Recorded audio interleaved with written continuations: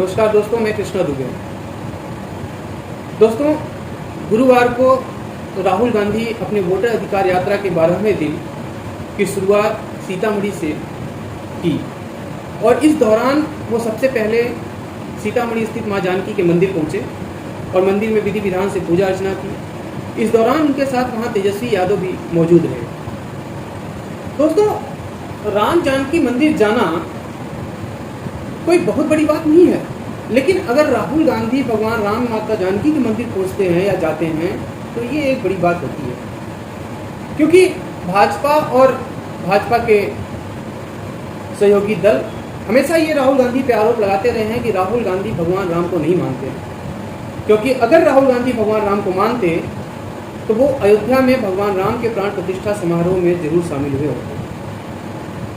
तो दोस्तों, यहाँ मां जानकी के मंदिर जाकर राहुल गांधी ने उन लोगों को उनके सवालों का अच्छा उत्तर दिया और उनको ये बताया कि राहुल गांधी हिंदू विरोधी नहीं है। राहुल गांधी की भी उतनी ही आस्था हिंदू देवी देवताओं में है जितनी किसी और की है या भाजपा के लोगों की है। और इसका एक साफ संदेश बिहार के वोटरों में भी जाएगा, जिससे राहुल गांधी की जो एक छवि भाजपा और उनके लोग बनाना चाहते हैं कि राहुल गांधी केवल मुस्लिमों के सपोर्टर हैं, वो हिंदुओं को नहीं मानते या वो हिंदुओं के सपोर्टर नहीं हैं, उनके इन सवालों का राहुल गांधी ने मां जानकी मंदिर जाकर के अच्छा जवाब दिया। अब ये तो देखने वाली बात होगी कि अब भाजपा के लोग इस पे क्या कहेंगे, लेकिन फिलहाल राहुल गांधी ने बिहार के वोटरों को एक साफ संदेश दिया कि वो सभी धर्मों और सभी धर्म के लोगों के साथ हैं और सभी धर्मों में उनका उतना ही विश्वास है जितना अन्य लोगों का है। राम जानकी मंदिर में वहाँ के पुजारी द्वारा पूजा अर्चना के बाद राहुल गांधी को माँ की चुनरी भी प्रसाद के रूप में दी गई और राहुल गांधी ने उसको गले में डाल करके ही मंदिर से बाहर वो निकले और जब वो निकले तो लोगों में गजब का उत्साह देखने को मिला। इसके बाद सीतामढ़ी में ही राहुल गांधी ने एक जनसभा को भी संबोधित किया। जनसभा को संबोधित करते हुए यहाँ पर उन्होंने एक बार फिर से वोट चोर गद्दी छोड़ के नारे लगवाए। दोस्तों, राहुल गांधी ने यहाँ एक और बात उठाई। उन्होंने चुनाव आयोग से गुजरात में 43 बिना रजिस्टर्ड पार्टियों को प्राप्त हुए चंदा का भी जिक्र किया और चुनाव आयोग से उसका जवाब मांगा। राहुल गांधी ने कहा कि क्या इसके लिए भी अब चुनाव आयोग हलफनामा मांगेगी? तो ये देखने वाली बात होगी कि अब चुनाव आयोग इस पे क्या जवाब देगा।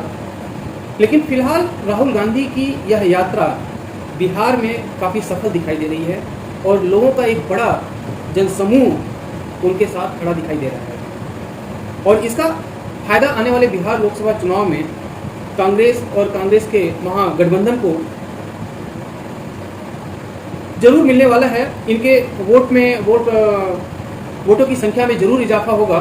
अब ये कितना हो पाएगा ये अभी कहना मुश्किल है, लेकिन फिलहाल जो अभी का माहौल है उसके हिसाब से ये कहा जा सकता है कि राहुल गांधी बिहार में इस समय वहाँ के सुपर स्टार बने हुए हैं। उन्होंने बिहार में वो लोकप्रियता प्राप्त कर ली है जो किसी अन्य नेता को नहीं है। उन्होंने बिहार के लोगों के घर जाकर उनसे अपना एक जुड़ाव स्थापित किया है। उन लोगों की बातें सुनकर, उनकी समस्याएं सुनी, उनके वोट कटे या नहीं कटे इसके बारे में भी वो पूरी जानकारी ले रहे हैं और प्रतिदिन चुनाव आयोग और बीजेपी के ऊपर लगातार इन दोनों से सवाल पूछ रहे हैं और दोनों के ऊपर आरोप लगा रहे हैं। तो अभी ये कहा जा सकता है कि राहुल गांधी की जो यह यात्रा है जो अपने अंतिम चरण में पहुंच चुकी है और अंतिम चरण में राहुल गांधी को सपोर्ट करने के लिए वहां पे उनके गठबंधन के अन्य बड़े नेता भी पहुंच रहे हैं और इस यात्रा में लगातार उमड़ रहे जन समूह को देखते हुए, जनसैलाब को देखते हुए ये कहा जा सकता है कि राहुल गांधी की यात्रा अभी तक बिहार में सफल रही है। अब तो ये आने वाला वक्त बताएगा कि इस यात्रा में जो लोगों का जनसमूह उमड़ रहा है वो वोट में तब्दील हो पाएगा कि नहीं हो पाएगा, लेकिन फिलहाल यह यात्रा सफल नजर आ रही है। धन्यवाद।